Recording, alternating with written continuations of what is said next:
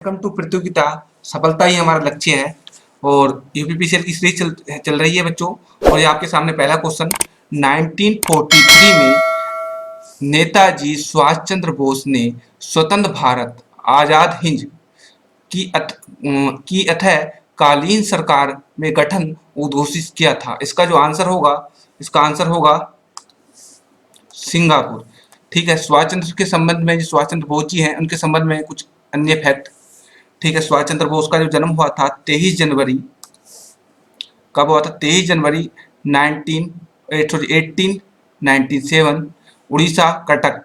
कटक का एक फैक्ट याद रखना कि कटक में चावल अनुसंधान केंद्र है। क्या है? चावल अनुसंधान केंद्र है। अनुसंधान केंद्र है। ठीक, एक क्वेश्चन पूछा जाता है कि कांग्रेस के किस अधिवेशन में, ठीक है, इन्होंने अध्यक्षता की थी? तो हरिपुरा अधिवेशन था कांग्रेस का, उसमें अध्यक्षता की थी इन्होंने। ठीक है, किसमें की थी? हरिपुरा अधिवेशन में कांग्रेस के अध्यक्ष पद में चुने गए थे। ठीक है, फॉरवर्ड ब्लॉक की स्थापना कब की थी? 3 मई 1939। ठीक है, इनका नारा था, तुम मुझे खून दो मैं तुम्हें आजादी दूंगा। नेताजी शब्द अर्थात यानी सुभाष चंद्र बोस को सर्वप्रथम नेताजी किसने कहा था? वो हिटलर ने कहा था। ठीक है, जापान की सहायता के लिए उन्हें अंडमान निकोबार जो द्वीप है, अंडमान निकोबार द्वीप समूह, ठीक है, जो द्वीप समूह है वो इन्हें दे दिया गया था। ठीक है, कुछ अन्य फैक्ट, आजाद हिंद फौज की स्थापना जो की थी कैप्टन मोहन सिंह ने की थी। ध्यान रखना, कैप्टन मोहन सिंह ने की थी, किंतु बाद में आजाद हिंद सरकार व आजाद हिंद फौज की स्थापना पुनः 1943 में सिंगापुर में इन्होंने ही की थी। ठीक है, इन्होंने नई जान ली थी इसमें। ठीक है, और इनके बारे में, मृत्यु के बारे में कहा जाता है कि जो आजाद हिंद फौज, जो सुभाष चंद्र बोस जी थे, कि दुर्घटना यानी कि हेलीकॉप्टर से इनका एक एक्सीडेंट हो गया था और इसके दौरान इनकी मृत्यु हो गई थी। कुछ लोग कहते हैं कि नेता सुभाष चंद्र बोस आज भी जिंदा हैं। ठीक है, आइए अगले क्वेश्चन पर आते हैं। सबसे पहले राष्ट्रीय गान कब और कहाँ गाया गया था? तो ठीक है, सर्वप्रथम कोलकाता अधिवेशन में 27 दिसंबर 1911 में गाया गया था। ठीक है, सर्वप्रथम कब गाया था? कोलकाता अधिवेशन में। ठीक है, तो ध्यान रखना, जनगण मनगण अधिनायक जय है नामक राष्ट्रीय गान है और इसके जो रचनाकार हैं वो कौन है? रविन्द्रनाथ टैगोर हैं। कौन है? रविन्द्रनाथ टैगोर हैं। रविन्द्रनाथ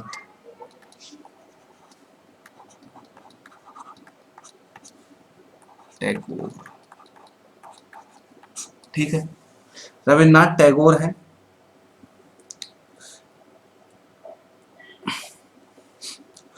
देखो हमारा जो राष्ट्रीय गीत है, ठीक है, इन राष्ट्रीय, ध्यान रखना, ये 1912 में प्रकाशित हुआ था। 1912 में प्रकाशित हुआ था और 1913 में साहित्य के लिए भारत का प्रथम नोबेल पुरस्कार मिला था रविन्द्रनाथ टैगोर को। साहित्य के लिए प्रथम नोबेल पुरस्कार।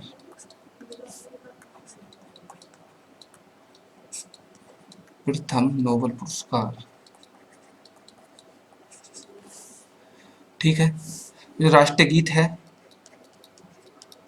वो कौन है? वंदे मातरम। राष्ट्रीय गीत क्या है? वंदे मातरम। वंदे। ठीक है, राष्ट्रीय गीत कौन सा हमारा?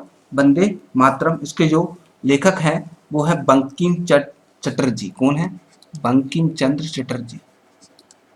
बंकिम चंद्र चटर्जी। ठीक, कुछ, ठीक है, इन दोनों को 24 जनवरी 1950 में, ठीक है, स्वीकार कर लिया गया था। ये डेट भी इंपोर्टेंट रखना, 24 जनवरी 1950 को भारतीय संविधान में अपना लिया गया था। 24 जनवरी 1950। ठीक है, मोस्ट इंपोर्टेंट डेट है। भारत के संविधान में मौलिक अधिकार, ध्यान रखना, जो मौलिक अधिकार हैं ये हमारे मूल संविधान का हिस्सा थे। क्या थे? जो मौलिक अधिकार थे हमारे मूल अधिकार का संबंध का हिस्सा थे और मौलिक अधिकारों का सूत्रपात 1215 में इंग्लैंड के मैग्ना कार्टा कहा गया से हुआ है। किससे हुआ है? इंग्लैंड से। ठीक है, मौलिक अधिकार किससे हुआ? इंग्लैंड से। ठीक, ध्यान रखना, जो प्रीवियस यानी कि मूल संविधान में 7 मौलिक अधिकार थे। कितने थे? 7 मौलिक अधिकार थे।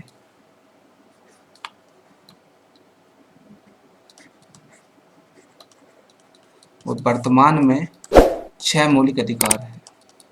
कितने हैं? 6 मौलिक अधिकार है।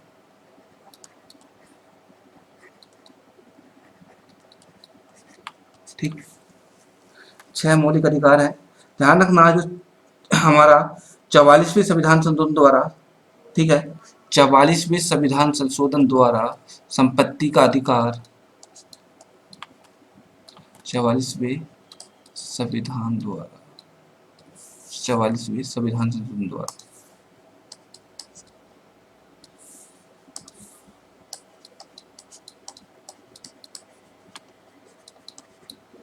संविधान संशोधन द्वारा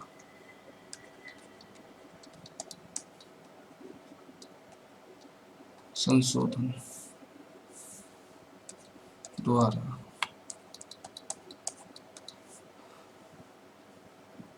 इसको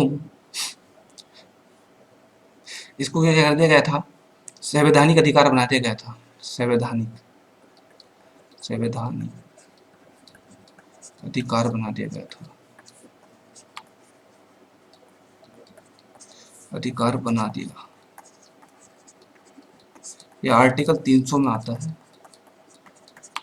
ठीक है, आइए अगले क्वेश्चन पर आते हैं। राज्य लोक सेवा आयोग का सदस्यों की नियुक्ति कौन करता है? इसका आंसर होगा राज्यपाल। ठीक है, क्या होगा इसका आंसर? भारतीय, अगला क्वेश्चन आता है, भारतीय गणतंत्र में किस राज्य की सदस्यता, ठीक है, भारतीय गणतंत्र में जो राज्य की स्वतंत्रता है वो कैसी है? तो ठीक है, जो इसका जो आंसर होगा,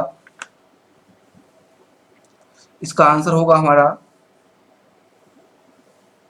सी, अनिवार्य। गणतंत्र की किस राज्य की सदस्य है? अनिवार्य। क्या आंसर होगा इसका? अनिवार्य।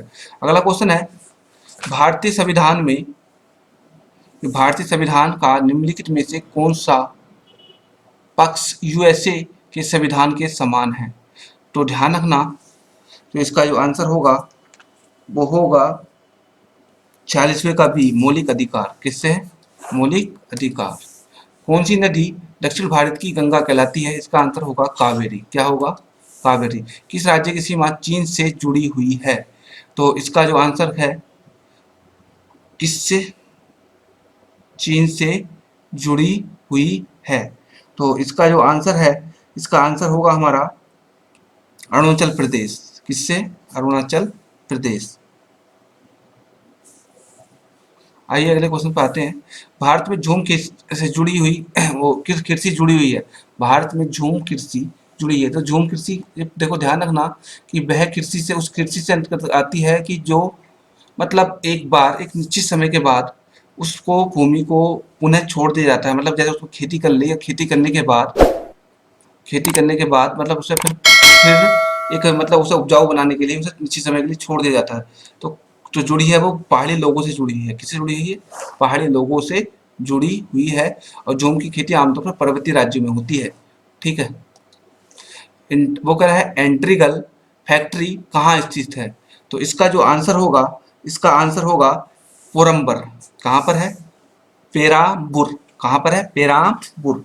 ठीक है, इससे संबंधित कुछ फैक्ट देखो। चित्ररंजन लोकोमेटिक चित्ररंजन में बनते हैं। कहाँ पर बनते हैं तुम्हारे? चित्ररंजन में क्या बनते हैं तुम्हारे? लोकोमेटिक इंजन बनते हैं। लोकोमेटिक, लोकोमेटिक।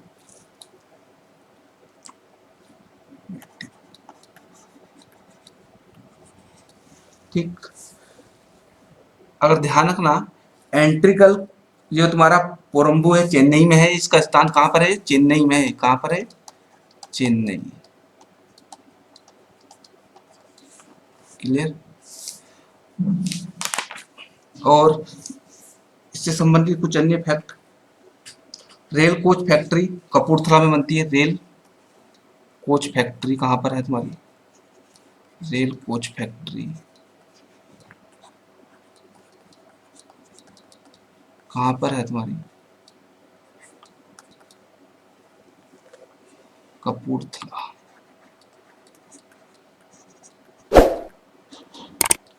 ठीक है, आइए अगले क्वेश्चन पे आते हैं। हिमालय पर्वत पर्वत प्रदेश के अलावा भारत का उच्चतम शृंग कौन सा है? तो पहला ऑप्शन है महेंद्रगिरी, गुरुशेखर, डोडो बेटा, ठीक, और अनायमुडी। तो ध्यान रखना, ये दक्षिण भारत की हिमालय पर्वत के अलावा उच्चतम शृंग कौन सी है? तो अनायमुडी है, ये दक्षिण भारत की सबसे ऊंची चोटी है। कौन सी है? दक्षिण भारत की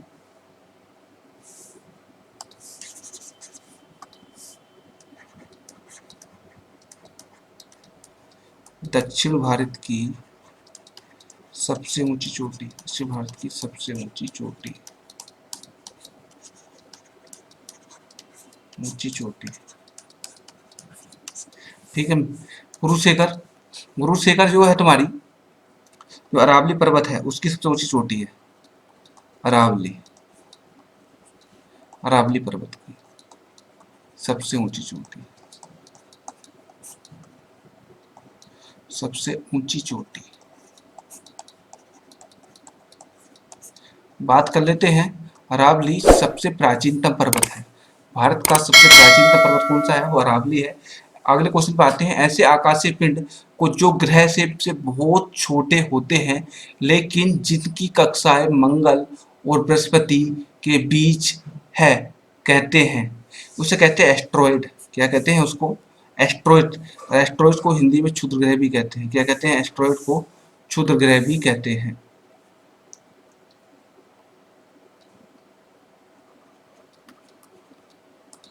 क्षुद्र ग्रह भी कहते हैं। आइए अगले क्वेश्चन पे आते हैं। भारत सरकार के वार्षिक कर का राजस्व किस स्रोत से सर्वाधिक प्राप्त होता है? इसका आंसर होगा आय और निगम कर।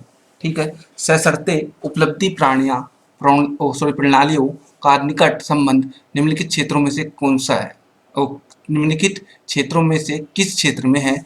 इसका आंसर आएगा केबल टीवी नेटवर्क। किससे है? Cable TV network. पुलित्जर पुरस्कार किस क्षेत्र में उत्कृष्ट योगदान के लिए दिया जाता है? इसका जो आंसर होगा वो पत्रकारिता के लिए। किसके लिए? पत्रकारिता के लिए दिया जाता है, ध्यान रखना। और ये जो देता है, उसके लिए वो देने वाला जो है वो कौन है? वो ध्यान रखना, ये यूएसए है। जो हमारा यूएसए है, यूएसए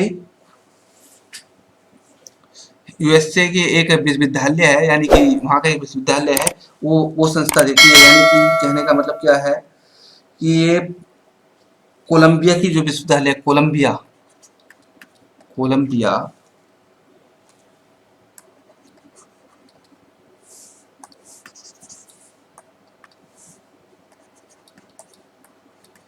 कोलंबिया विश्वविद्यालय, कोलंबिया विश्वविद्यालय,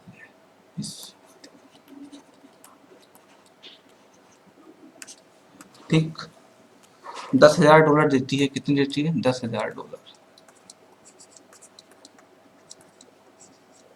ठीक है, संगीत के क्षेत्र में सबसे बड़ा पुरस्कार ग्रैमी पुरस्कार है। कौन सा है?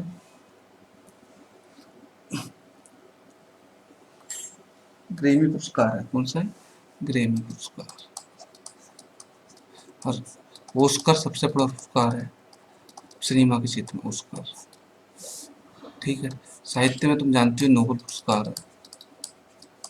और भारत में क्या है? ज्ञानपीठ है।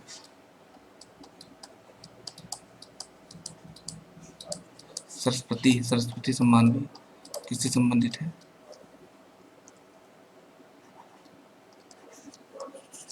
किससे संबंधित? तुम्हारे साहित्य से संबंधित है। आइए अगले क्वेश्चन पर। एलिफेंटा दर्रा जो बहुत चर्चित रहा है, कहाँ स्थित है? वो श्रीलंका में स्थित है। कहाँ पर स्थित है वो? श्रीलंका में स्थित है। बात कर लेते हैं कुछ अन्य दर्रे की। काराकोरम दर्रा, काराकोरम दर्रा, जम्मू कश्मीर।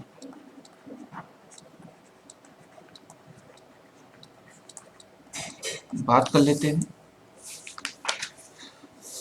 जोजिला, नाथुला। जोजिला तुम्हारा, जोजिला भी तुम्हारा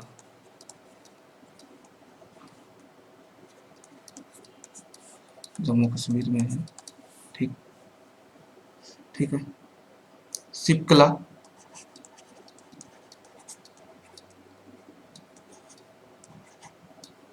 शिवकला HP हिमाचल प्रदेश, नाथुला सिक्किम का है। कहाँ का है? सिक्किम का। ठीक। तजू दर्रा कहाँ का है? मणिपुर का है। कहाँ का तजू? मणिपुर का। आइए अगले क्वेश्चन पे आते हैं। United nation human human development index क्या है? तो ठीक है, तो इसका जो आंसर होगा, इसका आंसर होगा, पहले पढ़ लेते हैं सभी लोगों को सभी चीजें। विभिन्न देशों के आर्थिक सामाजिक स्थिति, राष्ट्रीय आय, साक्षरता आदि के आधार पर आकलन करने का मापदंड। विभिन्न देशों की चिकित्सा और स्वास्थ्य क्षेत्र में प्रगति। ठीक है। विभिन्न देशों के बच्चों को कुपोषण का मापदंड। अगला ऑप्शन है विभिन्न देशों के मानव विकास के लिए दी जाने वाली आर्थिक सहायता या मापदंड। तो ध्यान रखना, यूनाइटेड नेशन ह्यूमन डेवलपमेंट का इंडेक्स जो इससे संबंधित है वो आर्थिक, ठीक है, और सामाजिक, सामाजिक स्थिति, राष्ट्रीय आय, साक्षरता आदि के आधार पर आकलन करने वाला मापदंड है। तो पहला ऑप्शन क्या होगा? पहला ऑप्शन होगा। आइए अगले क्वेश्चन पर आते हैं। बर्फ पर दाब बढ़ने पर उसका गलनांक घट जाएगा। ध्यान रखना, बर्फ का दाब बढ़ने पर उसका गलनांक क्या हो जाता है? घट जाता है। सूर्योदय के समय डूबते समय लाल क्यों दिखाई देता है? किस कारण दिखाई देता है? प्रकीर्णन के कारण। क्या होता है? प्रकीर्णन के कारण। मतलब क्या होता है कि जब सूर्य दिखाई दे, उस मतलब सूरज दिखाई देने से पहले ही क्या हो जाता है, जो लाल रंग होता है, लाल रंग की जो कहते हैं तरंग दैर्ध्य होती है वो तेज होती है और वो हमें पहले से दिखाई देने लगती है। तो इसलिए क्या, इसका आंसर क्या होगा? प्रकीर्णन। ठीक है। सूर्य उदय होते समय और सूर्य का डूबते समय दोनों कारण कौन से होंगे? प्रकीर्णन। घरों में विद्युत संयंत्र जोड़े जाते हैं समांतर श्रेणी में। कौन से क्रम में? समांतर श्रेणी में। ठीक है। ठीक है बच्चों, वीडियो को लाइक करना, शेयर करना और कमेंट करना। ठीक है बच्चों, थैंक्स।